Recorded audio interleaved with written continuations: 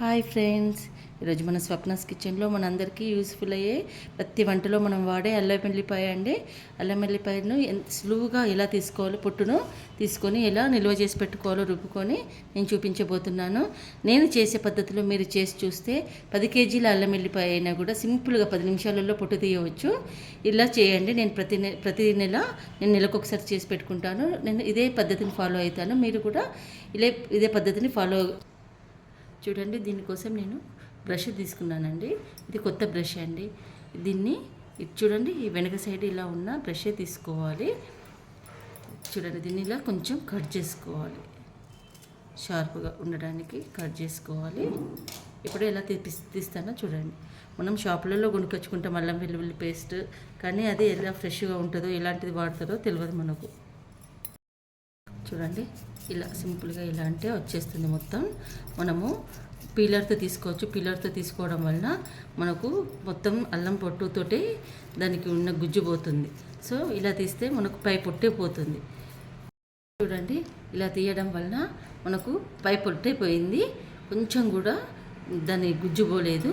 ఇలా మనము ఇదొక రకం వెరైటీతో తీస్తాను. రెండో వెరైటీ చూపిస్తాను. రెండో వెరైటీ అండి, ఇది స్పూన్ అండి. ఈ స్పూన్కి బ్యాక్ సైడ్ అండి మనం ఇది నానబెట్టుకున్న అల్లం కాబట్టి చూడండి ఊరికినే వచ్చేస్తుంది. ఇలా బ్యాక్ సైడ్ నుంచి ఇలా అనేస్తే ఊరికినే వచ్చేస్తుంది, మీది పొట్టే వచ్చేస్తుంది.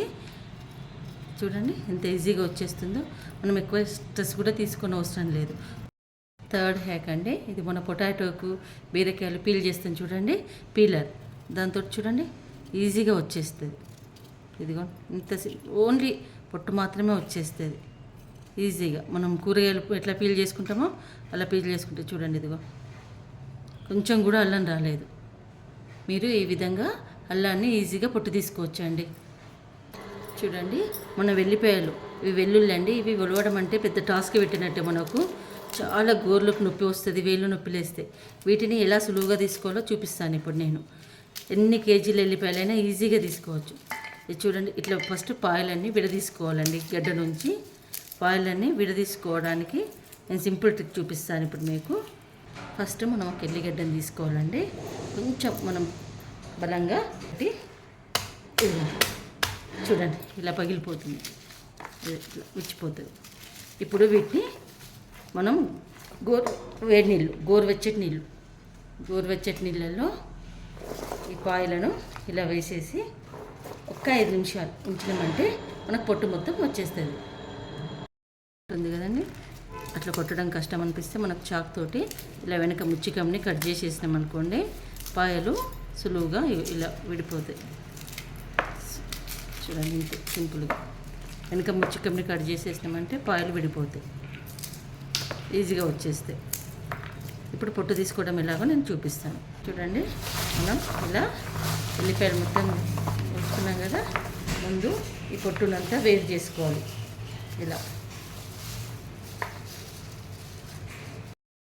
ఇప్పుడు ఇటువంటి క్లాత్ సంచి తీసుకోవాలండి.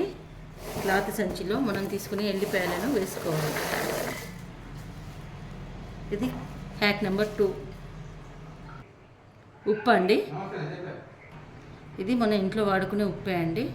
చూడండి, ఇది ఇందులో వేయాలి. ఇది గోధుమ పిండి అండి, ఇది ఇందులో వేసేయాలి. 2 వేసేసి మనం ఇప్పుడు ఎంత వీలైతే అంత లూజ్గా పట్టుకొని మనం బట్టలు పిండుతాం చూడండి, ఇలా ఇలా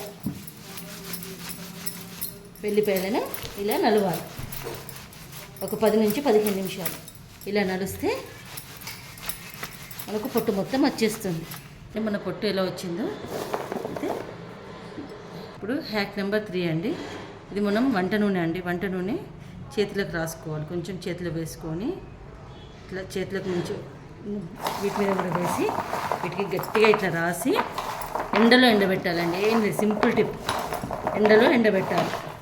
1 గంట సేపు ఎండబెట్టేసి ఇట్లా నలిసినామంటే క్లాత్లో వేసి మన పొట్టు మొత్తం పోతుంది. ఇప్పుడు నేను అల్లం వెల్లిపాయ పేస్ట్ ఎలా చేయాలో చూపిస్తాను. చూడండి, ఇందాక మనం వేడి నీళ్ళలో నానబెట్టుకున్నాం కదా ఎల్లిపాయలు, సింపుల్ ఇంతే వచ్చేస్తున్నాయి. ఇదిగో మనం కడిగి పెట్టుకున్న అల్లం ఉంది కదా, పొట్టు తీసి పెట్టుకున్న అల్లం మిక్సీలో వేసుకునే సైజులో కట్ చేయాలండి. ఇలా కట్ చేసుకోవాలి అల్లంని. వెల్లిపాయలు కూడా రెడీ అయిపోయాయి. మనం వేడి నీళ్ళలో వేసి తీసుకున్నాం కదండి, మనం వెల్లిపాయలు రెడీ అయ్యాయి. అల్లాన్ని ఇలా కట్ చేసి పెట్టుకున్నాను. ఇప్పుడు మిక్సీ పట్టుకోండి. నేను 1/2 కేజీ అల్లానికి 1/2 కేజీ ఎల్లిపాయ తీసుకున్నానండి. మీరు ఎవరి ఇష్టం వాళ్ళండి. కొంతమంది ఎల్లిపాయ ఎక్కువ తీసుకుంటారు, కొంతమంది అల్లం ఎక్కువ తీసుకుంటారు. ఎవరి ఇష్టం వాళ్ళు. నేను ఈక్వల్ క్వాంటిటీలో తీసుకున్నాను. జార్లోకి ఫస్ట్ వెల్లిపాయలు వేయాలండి. వెల్లుల్లి మనం తీసి పెట్టుకున్నాం కదా, తర్వాత అల్లం కట్ చేసి పెట్టుకున్నాం కదా, అది వేసేసి ఉప్పు వేయాలండి. కొంచెం ఉప్పు 1.5 స్పూన్ దాకా వేసుకోవాలండి, ఎందుకంటే నీరు మంచిగా వస్తుంది. కొంచెం పసుపు అండి.